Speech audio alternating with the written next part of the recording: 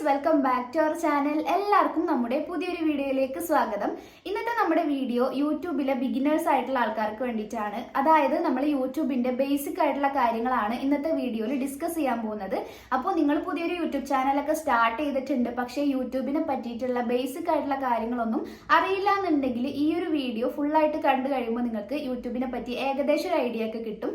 അപ്പോൾ യൂട്യൂബിനെ പറ്റിയുള്ള ബേസിക് ആയിട്ടുള്ള കാര്യങ്ങൾ അറിയുന്നവർ ഈ ഒരു വീഡിയോ കാണണമെന്നില്ല, പക്ഷേ ബിഗിനേഴ്സ് ആയിട്ടുള്ള ആൾക്കാർ എന്തായാലും ഈ ഒരു വീഡിയോ സ്കിപ്പ് ചെയ്യാണ്ട് തന്നെ ഒന്ന് കാണാം. അപ്പോൾ വീഡിയോയിലേക്ക് പോകുന്നതിന് മുന്നേ ആരെങ്കിലും നമ്മുടെ വീഡിയോസ് ഒക്കെ ആദ്യമായിട്ട് കാണുകയാണെന്നുണ്ടെങ്കിൽ വീഡിയോ നിങ്ങൾക്ക് ഇഷ്ടപ്പെടുകയാണെങ്കിൽ ചാനൽ ഇപ്പോൾ തന്നെ ഒന്ന് സബ്സ്ക്രൈബ് ചെയ്യുക. അതുപോലെ തന്നെ വീഡിയോക്ക് ഒരു ലൈക്കും ചെയ്യുക. പിന്നെ നിങ്ങളുടെ അഭിപ്രായങ്ങളൊക്കെ കമന്റ്സ് ആയിട്ട് പറയാം. അപ്പോൾ നമുക്ക് എന്തായാലും നേരെ വീഡിയോയിലേക്ക് പോവാം. അപ്പോൾ ആദ്യം തന്നെ നമ്മൾ നോക്കാൻ പോകുന്നത് മോണിറ്റൈസേഷൻ എന്താണെന്നുള്ളതാണ്. ഞാൻ ഇതിനു മുന്നേ യൂട്യൂബിന്റെ ടിപ്സ് ഒക്കെ പറഞ്ഞ് വീഡിയോ ഒക്കെ ചെയ്യുന്ന സമയത്ത് ഇതുപോലെ മോണിറ്റൈസേഷൻ, അതുപോലെ തന്നെ വാച്ച് അവേഴ്സ്, അങ്ങനെ പല പല വേർഡ്സ് ഒക്കെ യൂസ് ചെയ്യുന്ന സമയത്ത് യൂട്യൂബ് ചാനൽ ഉള്ള ആൾക്കാരാണെന്നുണ്ടെങ്കിലും അവർക്ക് ഈ വേർഡ്സ് ഒന്നും എന്താണെന്ന് അറിയുന്നില്ല. അപ്പോൾ ഈ കാര്യങ്ങളൊക്കെയാണ് ഇന്നത്തെ വീഡിയോയിൽ ഞാൻ പറയാൻ പോകുന്നത്. അപ്പോൾ നിങ്ങൾക്ക് അറിയാത്ത കാര്യങ്ങൾ ഈ ഒരു വീഡിയോ കണ്ടു കഴിയുമ്പോൾ ക്ലിയർ ആവും എന്നാണ് എൻ്റെ ഒരു വിശ്വാസം. അപ്പോൾ ഫസ്റ്റ് നമുക്ക് മോണിറ്റൈസേഷൻ എന്താണെന്ന് നോക്കാം. മോണിറ്റൈസേഷൻ എന്താണെന്ന് വെച്ച് കഴിഞ്ഞാൽ നിങ്ങൾക്ക് അറിയുന്ന പോലെ തന്നെ നമ്മൾ യൂട്യൂബിൽ വീഡിയോസ് ഒക്കെ അപ്ലോഡ് ചെയ്യുകയാണെന്നുണ്ടെങ്കിൽ നമുക്ക് അതിൽ നിന്നൊരു വരുമാനം ഉണ്ടാക്കാനായിട്ട് പറ്റും.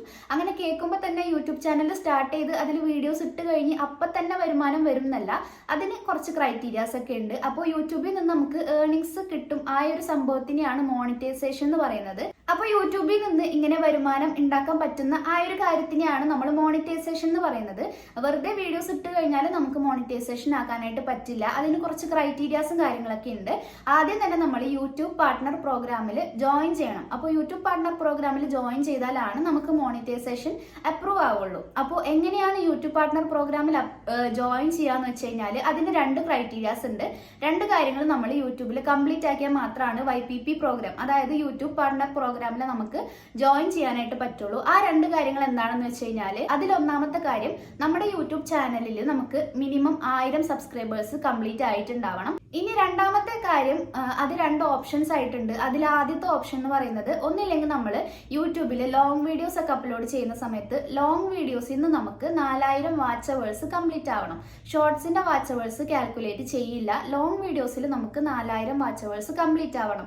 അതല്ലാന്നുണ്ടെങ്കിൽ 3 മാസം കൊണ്ട് ഷോർട്സിന് നമുക്ക് 100 ലക്ഷം വ്യൂസ് കംപ്ലീറ്റ് ആക്കണം. ആദ്യം പറഞ്ഞ കാര്യം, ലോങ് വീഡിയോസിന് 4000 വാച്ച് അവർ ഒരു കൊല്ലം കൊണ്ട് കംപ്ലീറ്റ് ആക്കിയാൽ മതി. പക്ഷേ ഷോർട്സിന് 100 ലക്ഷം വ്യൂസ് നമ്മൾ 3 മാസം കൊണ്ട് കംപ്ലീറ്റ് ആക്കണം. അപ്പോൾ ഈ രണ്ട് കാര്യങ്ങളിൽ ഏതെങ്കിലും ഒന്ന് കഴിഞ്ഞാലും, അതുപോലെ തന്നെ 1000 സബ്സ്ക്രൈബേഴ്സ് നമ്മൾ മീറ്റ് ചെയ്താലും നമുക്ക് YPP പ്രോഗ്രാമിൽ ജോയിൻ ചെയ്യാനായിട്ട് പറ്റും. ഇനി ഈ കാര്യങ്ങളൊക്കെ എങ്ങനെയാണ് നമ്മൾ നോക്കാന്ന് വെച്ച് കഴിഞ്ഞാൽ, യൂട്യൂബ് ചാനൽ ഉള്ള ആളാണെന്നുണ്ടെങ്കിൽ ഉറപ്പായിട്ടും നിങ്ങൾ ഡൗൺലോഡ് ചെയ്തിട്ടുണ്ടാവേണ്ട ഒരു ആപ്പാണ് യൂട്യൂബ് സ്റ്റുഡിയോ എന്ന് പറഞ്ഞിട്ട്. അപ്പോൾ യൂട്യൂബ് സ്റ്റുഡിയോ ആപ്പ് നമ്മൾ ഡൗൺലോഡ് ചെയ്തിട്ട് താഴ്ഭാഗത്തായിട്ട് ഏൺ എന്ന് പറഞ്ഞൊരു ഓപ്ഷൻ ഉണ്ടാവും. ആ ഒരു ഓപ്ഷൻ ക്ലിക്ക് ചെയ്ത് കഴിഞ്ഞാൽ ഈ മോണിറ്റൈസേഷന്റെ ക്രൈറ്റീരിയാസിൽ നമ്മൾ എത്രത്തോളം ആയി എന്നുള്ളത് ഓരോ ദിവസവും അതിൽ അപ്ഡേറ്റ് ചെയ്തിട്ട് കാണിക്കും. അങ്ങനെയാണ് നമ്മൾ മോണിറ്റൈസേഷൻ ആവാറായോ എന്ന് അറിയുക. അപ്പോൾ മോണിറ്റൈസേഷൻ എന്താണെന്നുള്ളത് എല്ലാവർക്കും മനസ്സിലായി എന്ന് വിചാരിക്കുകയാണ്. സംഭവം ഇത്രേ ഉള്ളൂ. യൂട്യൂബിൽ നമ്മൾ ഏൺ ചെയ്യുന്ന ആ ഒരു കാര്യത്തിനെയാണ് മോണിറ്റൈസേഷൻ എന്ന് പറയുന്നത്.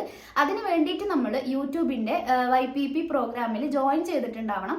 ജോയിൻ ചെയ്യാനായിട്ട് രണ്ട് ക്രൈറ്റീരിയാസ് ഉണ്ട്. അതാണ് 1000 സബ്സ്ക്രൈബേഴ്സും, പിന്നെ രണ്ടാമത്തെ കാര്യം 4000 വാച്ച് അവേഴ്സ്, അല്ലാന്നുണ്ടെങ്കിൽ 100 ലക്ഷം ഷോർട്സിന് വ്യൂസ്. പിന്നെ എങ്ങനെയാണ് പെട്ടെന്ന് നമ്മുടെ ചാനൽ മോണിറ്റൈസേഷൻ ആക്കാനായിട്ടുള്ള ടിപ്സും കാര്യങ്ങളൊക്കെ നമ്മുടെ ചാനലിൽ തന്നെ ഞാൻ വീഡിയോസ് ആയിട്ട് അപ്ലോഡ് ചെയ്തിട്ടുണ്ട്.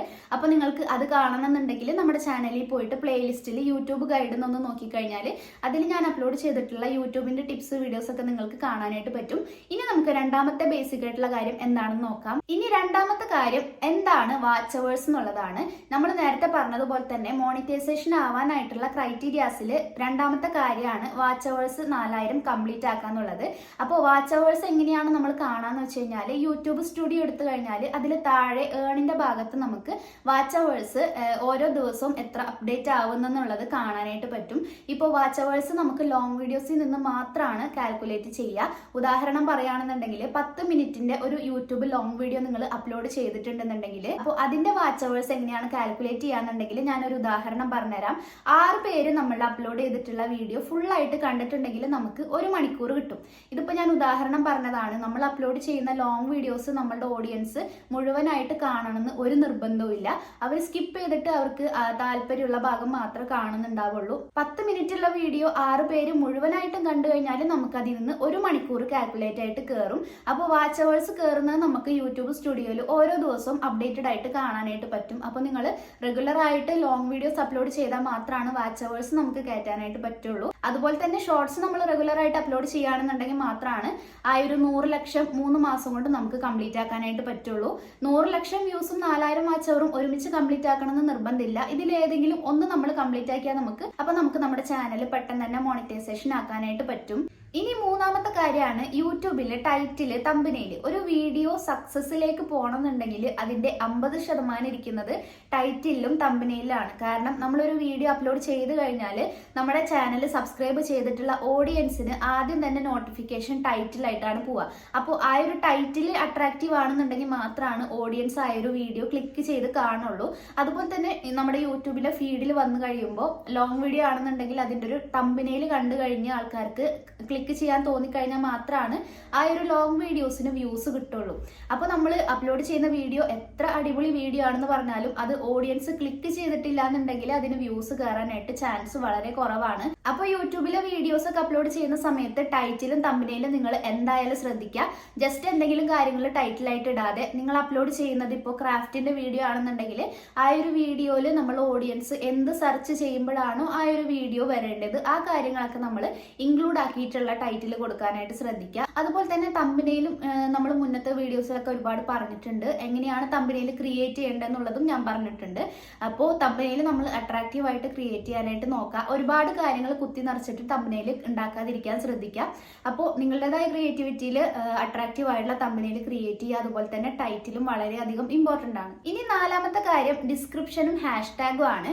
ഡിസ്ക്രിപ്ഷൻ എന്താണെന്ന് അറിയാത്തവർക്ക് നമ്മൾ യൂട്യൂബിൽ വീഡിയോസ് ഒക്കെ അപ്ലോഡ് ചെയ്യുന്ന സമയത്ത് ഡിസ്ക്രിപ്ഷൻ കൊടുക്കാനായിട്ടുണ്ടാവും. അപ്പോൾ അവിടെ നമ്മൾ എന്താണ് കൊടുക്കേണ്ടതെന്ന് വെച്ച് കഴിഞ്ഞാൽ നമ്മൾ അപ്ലോഡ് ചെയ്തിട്ടുള്ള വീഡിയോനെ പറ്റിയിട്ട് 2-3 ലൈനായിട്ട് ഡിസ്ക്രൈബ് ചെയ്യുക. അപ്പോൾ ഡിസ്ക്രിപ്ഷനിൽ നമ്മൾ അപ്ലോഡ് ചെയ്യുന്ന വീഡിയോസിന്റെ കീവേഡ്സ്, അതായത് ഓഡിയൻസ് എന്ത് സെർച്ച് ചെയ്യുമ്പോഴാണോ വരേണ്ടത് ആ വേർഡ്സ് ഒക്കെ ഇൻക്ലൂഡ് ആക്കിയിട്ടുള്ള ഡിസ്ക്രിപ്ഷൻ 2-3 വരിയിൽ നമ്മൾ കൊടുക്കാനായിട്ട് ശ്രദ്ധിക്കുക.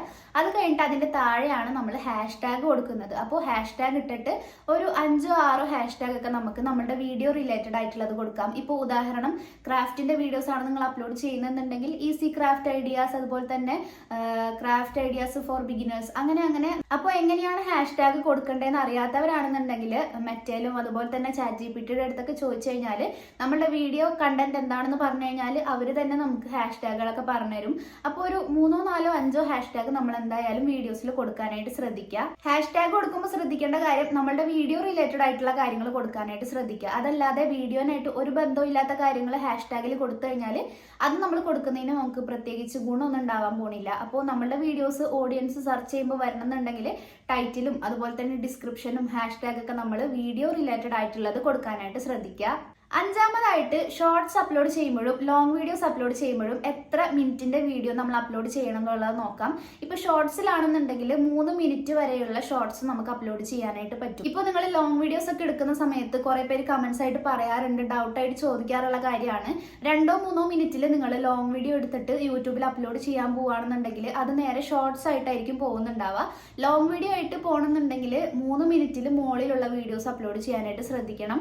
അപ്പോൾ 3 മിനിറ്റ് വരെയുള്ളത് ഷോർട്സ് ആയിട്ടാണ് പോവുക. അപ്പോൾ നിങ്ങൾക്ക് ഷോർട്സ് എടുക്കുന്ന സമയത്ത് 3 മിനിറ്റ് വരെയുള്ള വീഡിയോസ് എടുക്കാനായിട്ട് പറ്റും. ഇനി ലോങ് വീഡിയോസിന്റെ കാര്യം പറയുകയാണെന്നുണ്ടെങ്കിൽ നമ്മൾ നേരത്തെ പറഞ്ഞതുപോലെ തന്നെ നമ്മുടെ മോണിറ്റൈസേഷൻ ആവാനായിട്ടുള്ള വാച്ച് അവേഴ്സ് കാൽക്കുലേറ്റ് ചെയ്യുന്നത് ലോങ് വീഡിയോസിൽ നിന്നാണ്. അപ്പോൾ നമ്മൾ ലോങ് വീഡിയോസ് അപ്ലോഡ് ചെയ്യുന്ന സമയത്ത് കുറഞ്ഞതൊരു 8-10 മിനിറ്റ് വരെയുള്ള വീഡിയോസ് എങ്കിലും നിങ്ങൾ ആ ഒരു ലെങ്ത്തിലെങ്കിലും വീഡിയോസ് അപ്ലോഡ് ചെയ്യാനായിട്ട് ശ്രദ്ധിക്കുക. 3-4 മിനിറ്റിന്റെ വീഡിയോസ് അപ്ലോഡ് ചെയ്ത് കഴിഞ്ഞാൽ നമുക്ക് വാച്ച് അവേഴ്സ് കയറാനായിട്ട് ഭയങ്കര ബുദ്ധിമുട്ടായിരിക്കും. അപ്പോൾ ഒരു 10 മിനിറ്റ് 11-12 ആ ഒരു ലെങ്ത്തിൽ നിങ്ങൾ ലോങ് വീഡിയോസ് അപ്ലോഡ് ചെയ്യാനായിട്ട് ശ്രദ്ധിക്കുക. മോണിറ്റൈസേഷൻ ആയി കഴിഞ്ഞാലും നമ്മുടെ വീഡിയോസിൽ കുറച്ചധികം ആഡ്സ് ഒക്കെ വരണം എന്നുണ്ടെങ്കിൽ 8 മിനിറ്റ് കൂടുതലുള്ള വീഡിയോസ് നമ്മൾ അപ്ലോഡ് ചെയ്താൽ മാത്രമേ വരുള്ളൂ.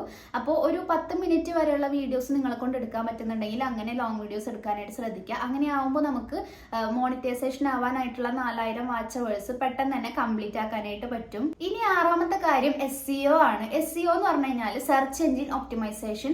അപ്പോൾ ഇതെന്താണെന്ന് വെച്ച് കഴിഞ്ഞാൽ നമ്മൾ യൂട്യൂബിൽ അപ്ലോഡ് ചെയ്യുന്ന വീഡിയോസ് നമ്മുടെ ഓഡിയൻസ് യൂട്യൂബിൽ സെർച്ച് ചെയ്യുന്ന സമയത്ത് വരാനായിട്ട്, ഇപ്പൊ നിങ്ങൾ ക്രാഫ്റ്റിന്റെ വീഡിയോസ് ആണ് അപ്ലോഡ് ചെയ്യുന്നുണ്ടെങ്കിൽ ക്രാഫ്റ്റിന്ന് സെർച്ച് ചെയ്യുന്ന സമയത്ത് നമ്മളുടെ വീഡിയോസും കൂടെ വരണം എന്നുണ്ടെങ്കിൽ നമ്മൾ ചെയ്യേണ്ട കാര്യങ്ങളാണ് SEO എന്ന് പറയുന്നത്. ഒന്നുമില്ല, നമ്മൾ നേരത്തെ പറഞ്ഞതുപോലെ തന്നെ ടൈറ്റിൽ കൊടുക്കുമ്പോഴും ഡിസ്ക്രിപ്ഷൻ കൊടുക്കുമ്പോഴും #ടാഗ് കൊടുക്കുന്ന സമയത്തൊക്കെ നമ്മൾ നമ്മുടെ വീഡിയോ റിലേറ്റഡ് ആയിട്ടുള്ള കാര്യങ്ങളൊക്കെ കൊടുക്കാനായിട്ട് ശ്രദ്ധിക്കുക. അങ്ങനെയാണെന്നുണ്ടെങ്കിൽ നമ്മളുടെ ഓഡിയൻസ് വീഡിയോ സെർച്ച് ചെയ്യുന്ന സമയത്ത് നമ്മളുടെ വീഡിയോസും ആ ഒരു ഫീഡിൽ വരാനായിട്ട് ചാൻസ് കൂടുതലാണ്. അപ്പോൾ ഇതാണ് SEO ഒക്കെ പ്രോപ്പറായിട്ട് ചെയ്ത് കഴിഞ്ഞാൽ നമ്മളുടെ ഓഡിയൻസ് വീഡിയോസ് ഒക്കെ സെർച്ച് ചെയ്യുന്ന സമയത്ത് നമ്മളുടെ വീഡിയോസും കൂടെ വരാനായിട്ട് ചാൻസ് കൂടുതലാണ്. ഇതിനൊരു ഉദാഹരണം പറയുകയാണെന്നുണ്ടെങ്കിൽ യൂട്യൂബ് ടിപ്സ് മലയാളം എന്ന് നിങ്ങൾ യൂട്യൂബിൽ സെർച്ച് ചെയ്യുകയാണെന്നുണ്ടെങ്കിൽ ചിലപ്പോൾ എൻ്റെ വീഡിയോസ് ഒക്കെ വരാൻ ചാൻസ് ഉണ്ട്. കാരണം ഞാൻ അപ്ലോഡ് ചെയ്യുന്ന യൂട്യൂബ് ടിപ്സ് വീഡിയോയുടെ എല്ലാ വീഡിയോസിനും ഡിസ്ക്രിപ്ഷനും #ടാഗ് ഒക്കെ ഞാൻ ഇതുപോലെ യൂട്യൂബ് ടിപ്സ് എന്നാണ് കൊടുക്കാറുള്ളത്. അങ്ങനെ കുറച്ച് #ടാഗ് ഞാൻ കൊടുക്കാറുണ്ട്. അപ്പോൾ SEO പ്രോപ്പർ ആയി കഴിഞ്ഞാൽ നമ്മളുടെ വീഡിയോസും സെർച്ച് ചെയ്യുന്ന സമയത്ത് ഓഡിയൻസിന് കാണാനായിട്ട് പറ്റും. ഇനി അടുത്ത കാര്യം, നമ്മൾ യൂട്യൂബിലെ അനലിറ്റിക്സ് എങ്ങനെയാണ് ചെക്ക് ചെയ്യാൻ പറ്റുക എന്നുള്ളതാണ്. അതായത് നമ്മളൊരു വീഡിയോ അപ്ലോഡ് ചെയ്ത് കഴിഞ്ഞാൽ അത് എത്ര പേര് കാണുന്നുണ്ട്, ആരൊക്കെ കാണുന്നുണ്ട്, എവിടെയൊക്കെ നിന്നാണ് കാണുന്നത്, ഏത് ഏജ് ഗ്രൂപ്പിലുള്ള ആൾക്കാരാണ് കാണുന്നത്, ഏത് ലൊക്കേഷനിലുള്ള ആൾക്കാരാണ്, ഇങ്ങനെയുള്ള എല്ലാ കാര്യങ്ങളും നമുക്ക് യൂട്യൂബ് സ്റ്റുഡിയോ നോക്കിക്കഴിഞ്ഞാൽ കാണാനായിട്ട് പറ്റും. അതൊക്കെ ഡീറ്റെയിൽ ആയിട്ട് പറയുന്ന വീഡിയോ ഞാൻ മുന്നേ ചെയ്തിട്ടുണ്ട്, അതുകൊണ്ട് ഞാൻ സ്ക്രീൻ റെക്കോർഡ് കാണിക്കുന്നില്ല.